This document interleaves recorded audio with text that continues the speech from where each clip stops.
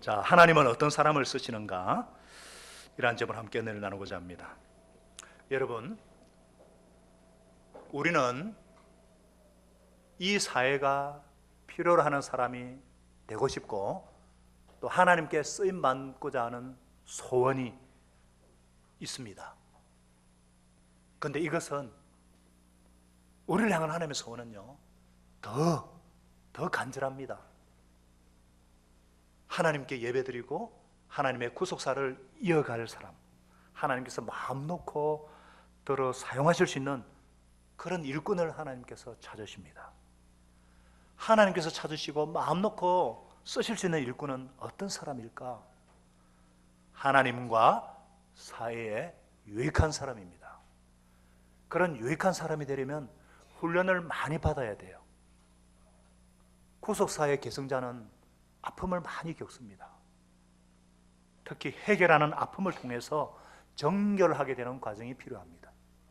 오늘 하나님은 요셉을 통해서 형들의 죄 문제를 다루십니다. 무슨 문제를 다루신다고요? 죄 문제를 다루세요. 그래서 아픈 훈련을 통해서 하나님이 쓰실 만한 일꾼으로 빚으십니다. 오늘 본문을 통해서 이스라엘 12지팡이의 조상으로 구속사를, 하나님의 구원 역사를 이어갈 축복의 통로로 훈련하시는 과정이 잘 나타나 있습니다. 자, 그렇다면 하나님은 어떤 사람을 쓰시는가? 첫째로 하나님은 회개하는 사람을 쓰십니다. 뭐라고요? 회개하는 사람을 쓰세요. 자, 엄청난 흉년이 온 세상을 강타했습니다. 가나안 땅에도 기근이 극심했어요. 그런데 애굽에는 곡식이 넘쳐서 외국인도 양식을 구할 수 있다는 소문이 들렸습니다.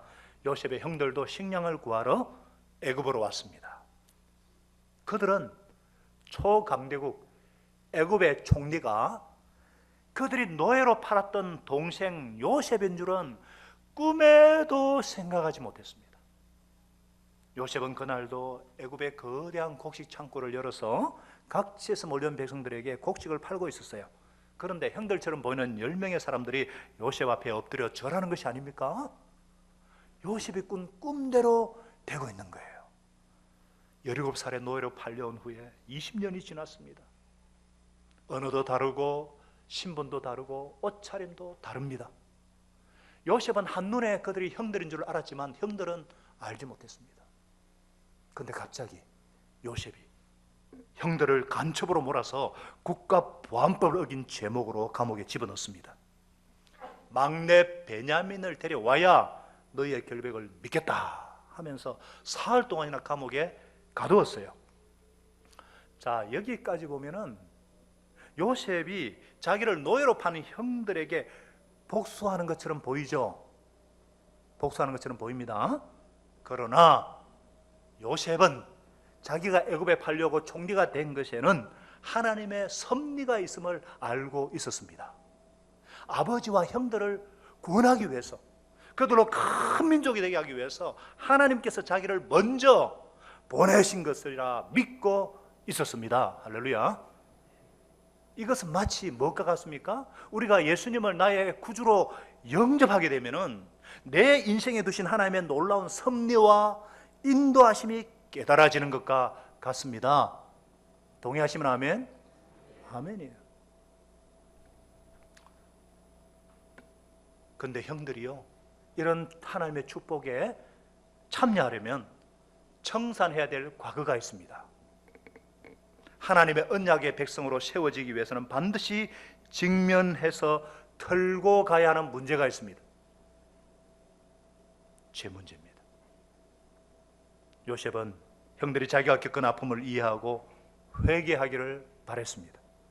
자기를 노예로 판 죄를 회개하고 올바른 사람이 되어 있어야만 하는데, 과연 이들이 변화되었는지 아닌지, 과거의 죄악에 대해서 뉘우쳤는지, 형제들 간에 하나가 되어 있는지 확인이 필요했습니다. 그래서 그들을 테스트하기 시작했습니다. 형들에 대한 요셉의 이 시험은 그들이 아브라함의 후손으로서 축복의 통로가 되어야 한다는 의미에서 굉장히 중요한 점검이었습니다. 사랑하는 여러분, 하나님께서는 왜 하나님께 쓰임받기 위해서는 왜 이 회개가 중요할까요? 우리가 범죄하고 나서 회개하지 아니하면 이것이 하나님과 우리 사례를 가로막기 때문이에요. 하나님이 기도를 들어주실 수가 없고 하나님이 우리를 도와주실 수도 없습니다. 그래서 우리는 하나님과 우리 사례를 가로막고 있는 이 죄가 있으면 먼저 회개함으로 해결해야 합니다. 이사야 49장 2절은 이렇게 말씀하잖아요. 오직 너희 죄악이 너희와 하나님 사이를 갈라놓았고 너희의 죄 때문에 주께서 너희에게 얼굴을 돌리셔서 너희의 말을 듣지 않으실 뿐이다. 정말 하나님께 쓰임받기 원하는 사람들, 하나님의 도움을 받아서 하나님과 사이에서 큰 일을 하기 원하시는 분들은 반드시 이 죄 문제를 해결해야 합니다. 그러기 위해서는 그것은 회개함으로 시작됩니다.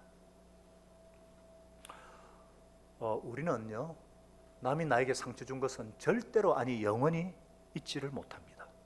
그런데 그러면서 내가 이웃에게 상처 주고서도 졌는지조차도 모릅니다. 그래서 하나님께서는 이 문제를 해결하지 않고 일을 맡기면 시간이 갈수록 자기도 의식하지 못하면서 많은 사람들에게 상처를 주게 돼요. 그래서 하나님께서 일을 맡기시기 전에 또 사회에서 영향력이 커지기 전에 우리를 하여금 먼저 회개하도록 하십니다. 어떻게 해요? 요셉이 형들에게 한 것처럼 회개하게 하십니다. 요셉은 먼저 형들이요, 자기가 겪은 그 상처와 그 아픔을 맛보게 합니다. 우리도 이웃에게 상처를 주고서도 모르니까 비슷한 일을 당하도록 하십니다. 그래서 내가 참 그 사람이 아픔을 주었구나, 내가 그렇게 아픔을 주었구나, 뉘우치고 다시는 그러한 일을 범하지 않도록 하시는 겁니다. 자, 형들의 반응이 무엇입니까? 21절에 그들이 서로 말하되 우리가 아우의 일로 말미암아 범죄하였도다. 그가 애결할 때 그 마음에 괴로움을 보지 아니하고 듣지도 아니했으면 이 괴로움이 우리에게 많은구나. 르우벤이 말하잖아요. 그 아이에 대해서 죄를 짓지 말라고 내가 말하지 않더냐. 그런데도 듣지 않고 그 핏값이 마침내 우리가 치르게 되었구나. 드디어 그들은 요셉의 마음이 얼마나 보고 괴로웠을지 비로소 깨닫고 뉘우치기 시작했어요. 자기들이 그 입장이 되어보니까 형들은요 20년 전에 지은 죄를 기억하고요 그 죄의식으로 지금 괴로워합니다. 여러분, 이처럼 죄란요, 죄란 시간이 지난다고 해결되지 않습니다. 반드시 회개하고 용서받아야 해결이 됩니다. 회개와 용서, 하나님께서 사용하시는 거예요. 절대로 마귀는 회개와 용서를 모릅니다. 정죄하고 판단하는 것은 마귀가 하는 일이시고 회개하고 용서하는 일은 하나님이 하시는 일이고 우리 가운데 하시는 일이에요. 마귀가 가장 싫어하는 것이 회개와 용서입니다. 요셉은 형들의 죄 문제를 해결하기 위해서 여러 모양으로 형들을 훈련하고 있음을 볼 수 있습니다. 우리가 아우의 일로 말미암아 범죄하였도다.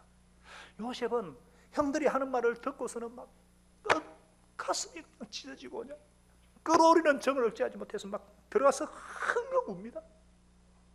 한참 울고 돌아와서 시몬을 인질로 잡고 식량을 주어 보냅니다. 시몬을 인질로 잡은 것은 이미 시몬의 성격이 아주 포악했고요, 세겜 사건을 일으킨 장본인이거든요. 아마도 요셉을 팔고자 주동한 자였던 것 같아요. 요셉은 식량 자루 속에다 돈까지 몰래 넣어보내요. 도중에 돌아가다 일어난 형들은 두려워 떨면서 하나님을 생각해요. 하나님이 어찌하여 이런 일을 우리에게 행하셨는가. 그들의 죽었던 양심이 예기치 못한 아픈 사건들 앞에서 다 드러나고 있습니다. 사랑하는 여러분, 하나님은요 우리가 이웃에게 잘못한 것을 깨닫게 하기 위해서 비슷한 환경으로 비슷한 아픔으로 몰아넣으시고 맛보게 하십니다. 그래서 여러분들, 자꾸만 주위 분들이 나에 대해서 없는 말을 지어내어서 삶을 힘들게 하십니까? 가만히 생각해 보시기 바랍니다. 여러분도 없는 말을 지어내서 다른 사람을 힘들게 하지는 않았는지, 사람에게 배신을 당해서 배신의 아픔을 맛보고 있지는 않습니까? 가만히 생각해 보시기 바랍니다. 여러분의 삶 가운데서 은혜 받은 것, 베풀어 준 사랑 잊어버리고 배신한 적이 있지는 않았는지, 남에게 어른 일을 부탁하다가 거절당한 아픔을 맛보았습니까? 가만히 생각해 보시기 바랍니다. 여러분이 힘있고 가진 것 있을 때, 어른 일을 겪은 사람이 도움을 청할 때 매몰차게 거절하지는 않았는지, 나는 상처 준 것을 모르고 나는 최선을 다한 것으로만 생각하고,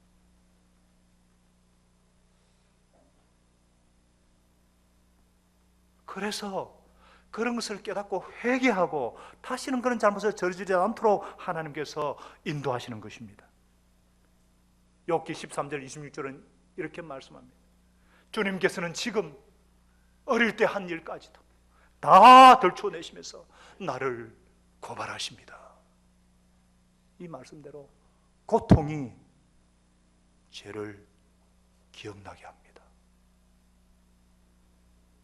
하나님께서는 우리가 이웃에게 상처를 주고도 이웃에게 죄를 범하고서도 그랬는지조차 모르게 그런 것을 깨닫고 회개하고 돌이키도록 하기 위해서 그런 잘못을 다시는 범하지 않도록 그런 비슷한 환경에 집어넣으시고 똑같은 아픔을 겪게 만드십니다. 그래서 정말 하나님 뜻대로 하는 이 근심, 이 회개는요, 우리에게 생명을 주고 구원을 가져다 줍니다. 할렐루야. 회개가 없는 위로는 잠시예요. 인격의 변화가 없는 축복은 한계적입니다. 하나님은 환경과 사람을 통해서 회개시킬 자는 회개시킵니다. 그게 생명의 길이기 때문에, 그래서 하나님이 쓰실 만한 사람으로 준비되게 하십니다. 저와 여러분이 하나님과 이웃과의 관계를 파괴시키는 어떤 죄 문제가 있다면 아픔을 통해서라도 그 문제를 발견하시게 하시기를 바랍니다. 회개함으로 하나님이 쓰실 만한 사람으로 준비되기를 예수님의 이름으로 축복합니다. 하나님은 또 어떤 사람을 쓰시는가? 책임감 있는 사람을 쓰십니다. 어떤 사람을 쓰신다고요? 책임감 있는 사람. 두 번째, 하나님께서 요셉을 통해서 형들에게 한 테스트는요, 자기가 한 일에 책임을 질 수 있는 사람인가? 막내 동생 베냐민을 데려오라는 이 추상 같은 명령과 시몬을 두고 돌아온 그들은요, 아버지 야곱에게 자초지종을 다 얘기를 해요. 그런데 야곱이 결사 반대를 합니다. 이로 인해서 시몬은 한없이 감옥에 갇혀 있어야만 했습니다. 빨리 야곱이 술을 쓰다면 쓰셔야 되는데, 여러분, 야곱이 이스라엘로 변화되었지만은요, 야곱은 그 본성이 빼앗는 자고 한번 잡으면 놓지 않는 사람입니다. 아주 집착이 강한 사람이잖아요. 편애하던 아들 요셉을 잃은 후에 음부를 헤매는 고통을 겪었죠. 그런데 그는 아직도 집착을 버리지 못하고 있어요. 베냐민을 끼고 마음의 위로를 받고 살고 있습니다. 하나님은 그것마저도 내려놓으라 말씀하십니다. 베냐민을 보내야 문제가 풀어집니다. 여러분, 사람은요, 이 죽을 위기에 갔어야 비로소 자기를 내려놓습니다. 어차피 붙들고 갈 수 없는 것들인데 이걸 내려놓으면 되는데, 내가 죽어야 내 속에 그리스도께서 일어나시는데 내 감정, 내 생각, 내 집착은 내가 내려놓으면 되는데, 나를 포기하면 큰일 나는 줄 알고 애지중지 자기를 껴안고 사는 사람들이 얼마나 많은지. 내려놓으시를 축복합니다. 우리가 붙들고 있는 모든 거 영혼 앞에서 보면 정말 하찮은 거예요. 내려놓으셔야 돼요.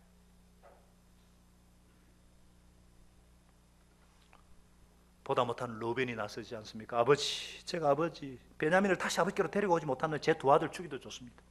막내를 제게 맡겨주십시오. 제가 반드시 아버지께 다시 데리고 오겠습니다. 말도 안 되는 얘기 같지만, 야, 로벤이 지금 책임을 질 줄 아는 사람으로 변화되었구나 짐작할 수 있잖아요. 그래도 야곱이 끔찍 안 합니다. 또 43장 1절에 보니까 그 땅에 다시 기근울이 심해졌습니다. 애굽으로 가야 될 형편이 되었습니다. 그럼에도 야곱이 막내 베냐민을 보내는 것을 주저하자 이때는 유다가 났습니다. 제가 막내 아우를 데리고 가게 해주십시오. 9절에 제가 그의 안전을 책임지겠습니다. 제가 그 아이를 아버지께 다시 데리고 와서 아버지 앞에 씌우지 못한다면 그 죄를 제가 평생 달게 받겠습니다. 여러분, 유다 어떤 사람이었습니까? 아주 엄난하고 자기 중심적인 사람이었지 않습니까?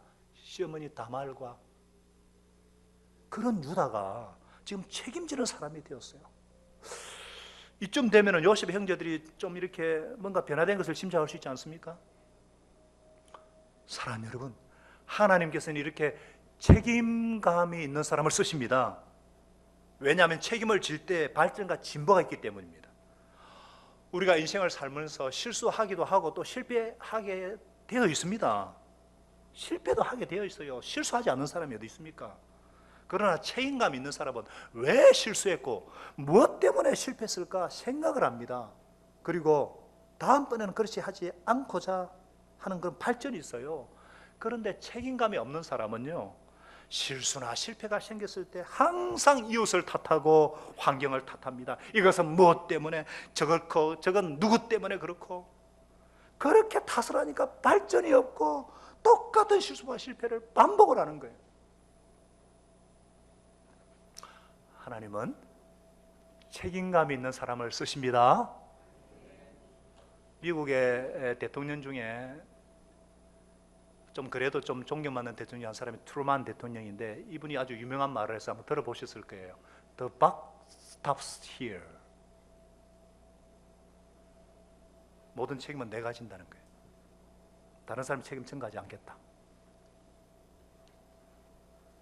우리나라 사회가, 정치가 서로 신뢰를 잃고 있는 게 무엇 때문이야? 책임지는 사람이 없고 전부 다 서로 탓을 하니까. 우리는 그렇게 해서는 안 됩니다. 남 탓하는 거 딱 멈추셔야 합니다. 아멘. 누가 나를 화나게 만든다는데, 화나게 하기는 뭘 화나게 만들어요? 내가 화를 내는 거지. 자기가 화낸 거죠. 그렇지 않습니까? 난 누구 때문에 불행하다. 자기가 불행하기로 작정한 겁니다. 어떤 사람이 아무리 나한테 불행하게 만들고 환경을 만들어줘도 내가 행복하기로 결정하면은 되잖아요. 자기 행동은 자기가 책임져야죠. 부부관계가 이렇게 잘못되는 것도 다 배우자 탓이 아니에요. 내가 이제부터 잘해보겠다 결심하고 좀 뭐 시간이 걸리겠지만 그러면 행복해지지 않겠어요? 오늘 우리 에리자 우리 목녀님이 내 문제다. 그러면 자녀와의 관계도 회복이 안 되겠어요? 맨날 부모는 잘못한 거 사과도 안 하고 맨날 닥달하니까 애들이 뭐 되겠습니까? 대인관계도 마찬가지예요. 관계가 무너지고 부딪히고 깨어질 때 자꾸 남 탓하지 말고 내 탓이다. 내 잘못 솔직하게 인정하고 용서 빌 것은 빌고 내 잘못이다. 앞으로 안 그러겠다. 그러면 관계가 개선될 것이고, 할렐루야, 성공할 것이고, 이런 사람은 하나님 마음 놓고 쓰실 것이고 사회에서도 성공하지 않겠느냐 그 말이에요. 우리가 정말 하나님이 쓰시는 사람, 사회에서 유익한 사람이 되기 위해서는 남 탓하는 데서 벗어나야 합니다. 지금은 남 탓할 때가 아닙니다. 남 탓하는 거 이거 멈춰야 합니다. 그만둬야 돼요. 여러분, 하나님은 회개하는 사람 쓰신다 했습니다. 회개가 무엇입니까? 회개란 자기가 잘못한 것에 대해서 자기가 책임지겠다는 거예요. 지금까지는 내가 태어난 과정을 원망했고 환경을 원망했고 이웃을 원망했다면, 아닙니다 하나님, 제가 죄를 지었습니다. 제가 잘못했습니다. 저를 용서해 주십시오. 이게 회개입니다. 그래서 책임을 져야 될 때 그때 하나님은 그 다음 용서해 주시고 그 다음에 자유함이 생기는 겁니다. 변화가 되는 거예요. 자기 불행을, 자기 잘못을, 자기 실수를 항상 남에게 지원을 한 하나님의 용서를 체험하지 못하고 자유도 맛보지 못하고 변화되지도 못합니다. 책임감 있는 사람, 자기 행동에 책임지는 사람이 되어서 하나님과 사이에 유익한 여러분과 제가 되어야 되겠습니다. 그런 우리가 되게 하시기를 존귀하신 예수님의 이름으로 축복합니다. 마지막 세 번째, 하나님이 쓰시는 사람은 어떤 사람인가? 질투에서 자유한 사람입니다. 뭐라고요? 질투에서 자유한 사람입니다. 요셉을 노예로 판 것은 형들의 시기와 질투 때문이었죠. 요셉이 이 점을 테스트합니다. 아직도 형들이 시기와 질투의 노예인가 아니면 벗어났는가?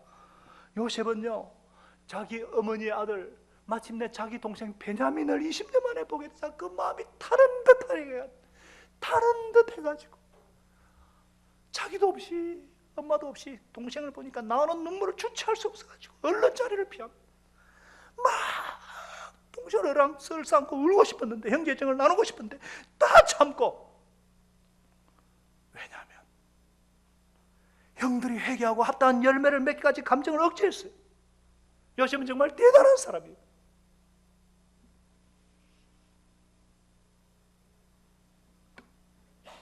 얼굴을 씻고 나와서 잔치를 배설하고 형제들에게 마의 순서대로 정확히 앉게 하니까 형들이 놀라서 술렁거립니다.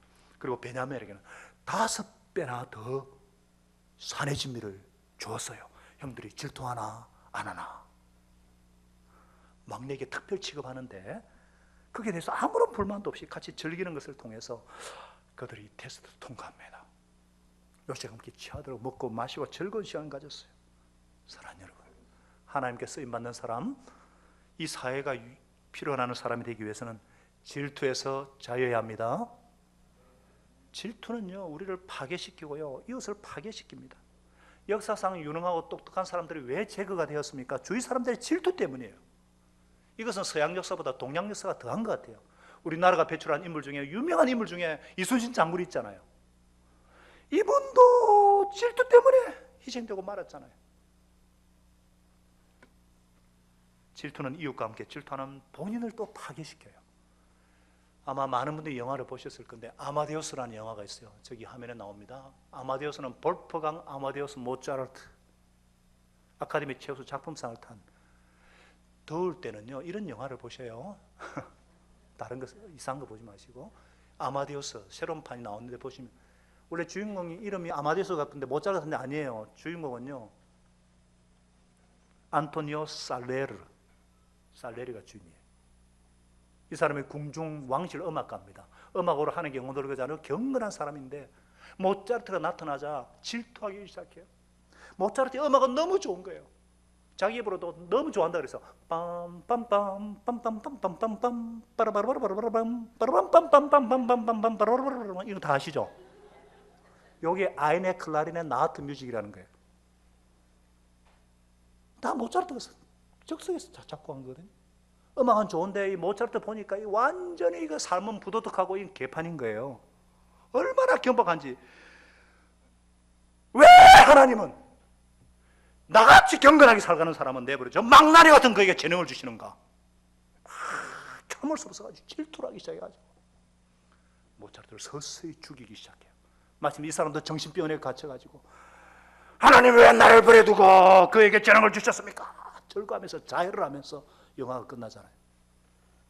질투 때문에 완전히 자신을 파괴하는 거예요. 질투는 이웃을 파괴시키는 게 아니라 자기 자신을 파괴시킵니다. 아마 여러분도 저도 질투 때문에 고생했던 거 한두 번 있을 겁니다. 그때 한번 기억해 보세요. 어땠는가? 질투, 비교의식과 이런 감도 다 질투에서 나오는 겁니다. 내가 질투의 노예가 되었을 때는요, 이 질투하는 대상뿐만 아니라 그 주위 사람들까지도 관계가 무너지든지 나빠져요. 잠도 자지 못하고 육신의 질병까지 얻습니다. 질투가 주는 파괴력이에요. 시기에서 오는 것. 하나님이 쓰시는 사람은 질투에서 자유한 사람이에요.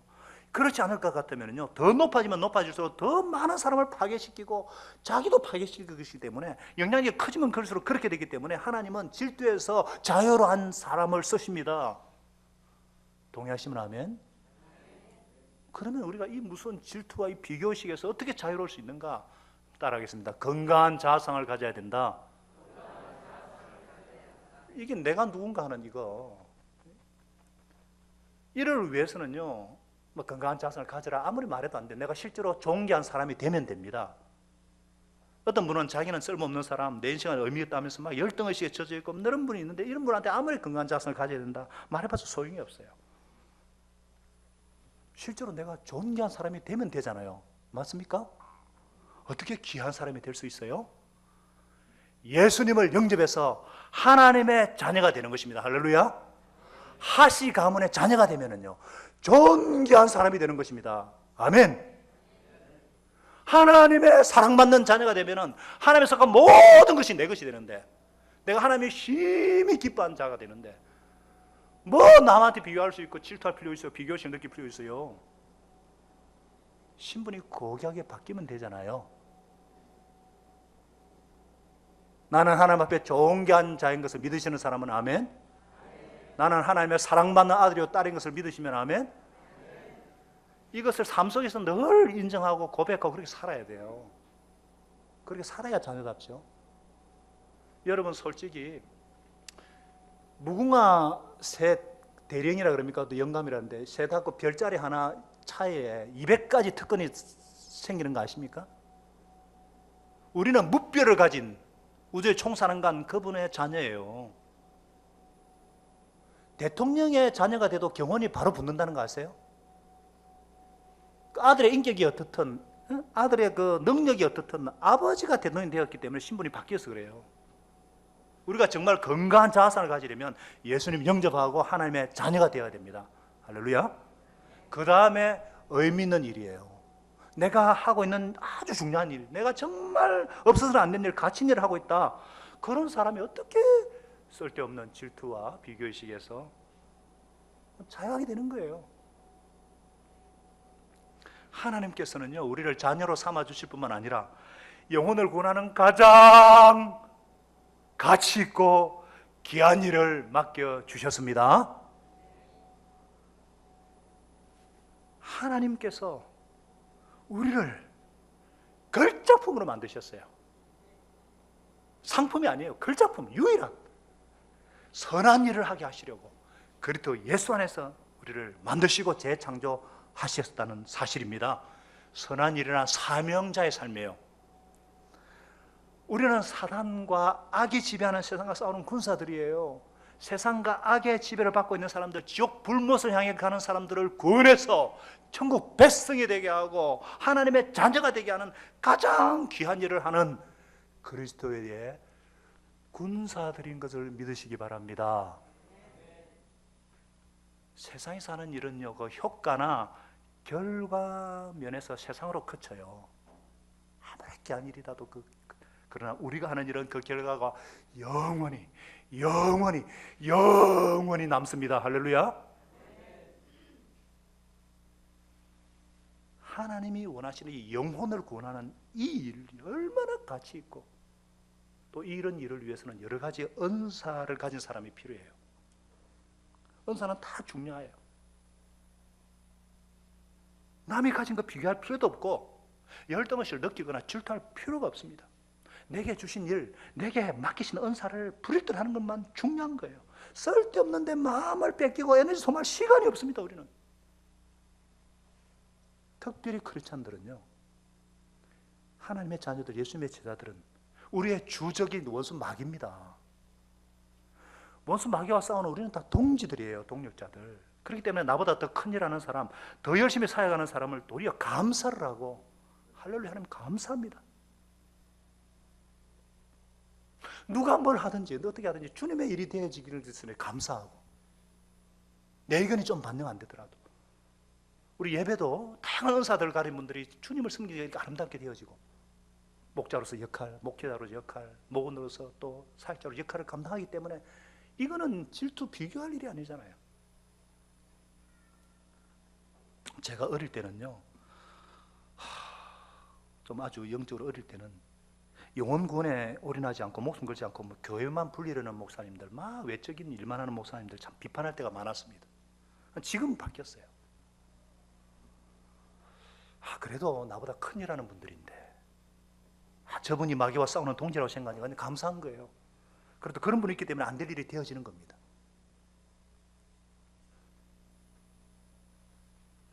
우리는 함께 하나님 나라에 쓰임받는 동력자들입니다. 축복의 통로로 함께 쓰임받아야 할 하나님의 사람들입니다. 질투할 것이 없습니다. 할렐루야. 지금 그렇게 지금 하나님께서 요셉을 통해 행들을 다루시잖아요.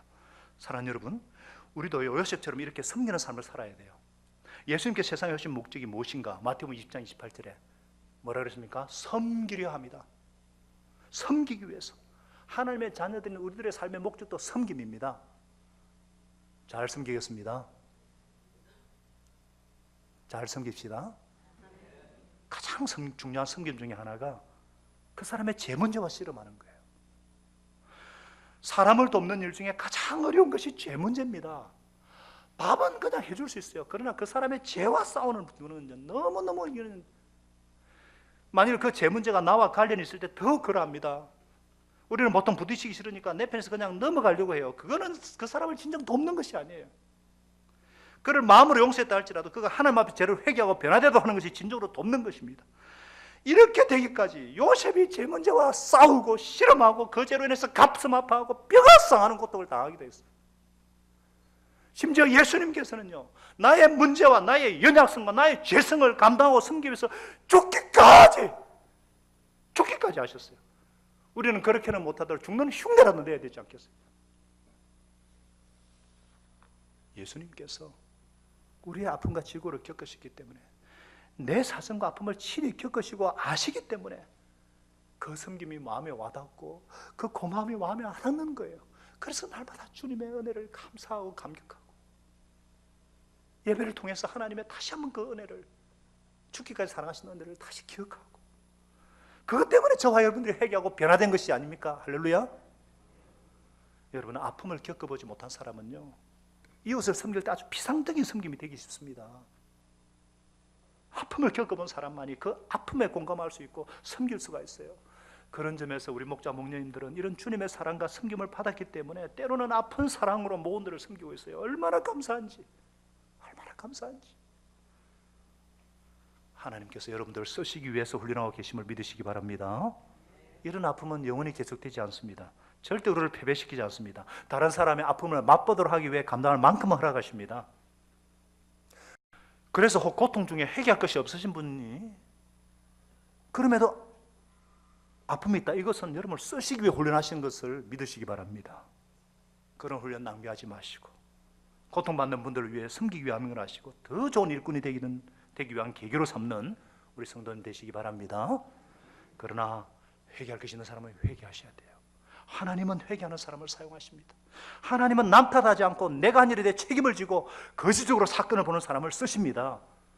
그래서 하나님의 자녀가 되었고 나만이 할 수 있는 귀중한 일을 맡겨주시다는 이 사명의식 가운데 건강한 자아성을 가진 사람, 나와 더불어 일하는 동지들에게 감사하고 마음으로 동력하는 사람이 될 때 하나님께 저와 여러분을 마음껏 마음 놓고 쓰시고 이 사회에서 없어서는 안 될 귀한 사람이 될 것을 믿습니다. 기도하겠습니다. 이 주님 말씀 붙잡고 이제 우리가 삶의 현장으로 돌아가십시다. 선한 일에 용기를 가지시며 악을 갖지 마시고 항상 연약한 자를 도우시고 병든 자를 찾아보시고 곤란당하는 이웃을 위로하십시다. 모든 사람을 존경하시며 주님께 봉사하고 주님을 사랑하십시다. 모든 일을 믿음과 사랑으로 행하시고 어떤 일에도 소망을 포기하지 마십시다. 그리고 거룩하신 성령님께 순종하여서 정말 기쁨과 감사 생활을 해나가십시다. 우리 하나님 아버지는 저와 여러분을 항상 도와주실 것입니다. 이제는 나를 위해서 생명까지 내어주시고 내 죄를 다 그 몸으로 담당하시고 묻히시고 부활하셔서 영원한 구주요 왕이 되어주신 예수 그리스도의 크신 은혜와 아버지 하나님의 그 놀라운 신실하신 사랑하심과 성령님의 교통하심, 위로하심, 충만케 하신 은혜가 오늘 하나님 앞에서 정말 회개할 것 회개하고 책임질 것 책임지고 하나님 앞에 건강한 자상하지 실토하지 않고 남 탓하지 않냐고 하나님 맡기신 일에 최선을 다하며 섬기는 삶을 살고 다시 한번 하나님 앞에 결심하고 결단하고 현장으로 돌아가는 사랑하는 주의 백성들 머리 위에, 그 가정과 생업의 현장 위에, 우리 CMI 412명의 선교사들과 그 가정 위에, 우리 파송 선교사들과 그 가정 위에 이로부터 영원토록 함께 하시기를 간절히 축원합나이다. 아멘.